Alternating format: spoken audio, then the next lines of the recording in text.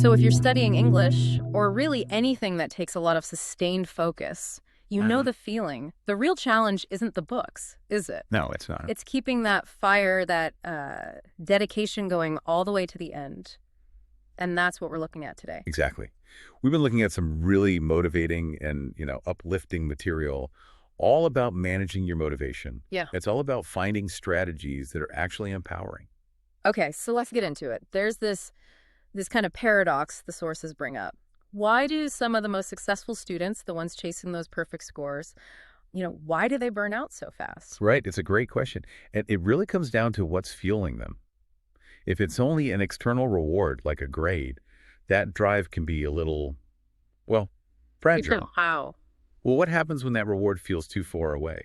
Or you hit a roadblock? The motivation just fizzles out. But then on the other side, if you're just studying because you love it, that's great. But sometimes you lose your way, right? Yeah. You don't have that discipline. You lack the structure. And that's why the sources all point to this beautiful combination. You really need both.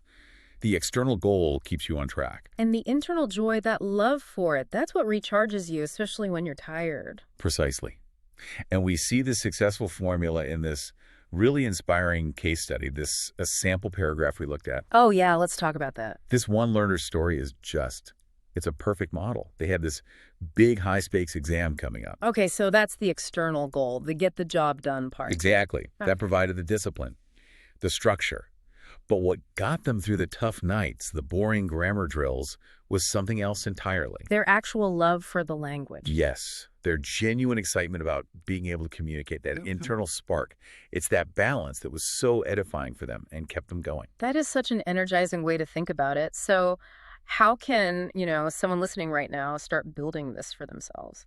Well, this is where we shift from theory to action. It's about moving from just feeling enthusiastic to having a real plan. The material has these great self-reflection questions. Okay, so give us an example. What's one question someone could ask themselves today to get started?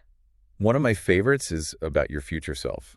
It's basically asking, what specific skill do I want in 6 months? And then how does this task I'm doing right now get me there? Oh, I like that. It connects the dots. It makes the mundane stuff feel purposeful. It does. And another huge point is about managing slow progress. That can be so discouraging. Totally. That's a huge motivation killer. So the sources say you have to engineer the enjoyment. If you hate vocabulary flashcards, find a game or challenge a friend. You have to make it more exciting. And celebrate the small wins, right? Not just wait for the final score. Yes, you have to, systematically. Yeah. Finishing the tricky chapter, that's a win. Acknowledge it. That little boost keeps the energy high and really fuels your progress. So when we put it all together, true success in learning comes from wisely managing your motivation. It's balancing the I have to get this done with the I actually love doing this. That's the whole thing. It's what makes success feel enriching and not just like a chore.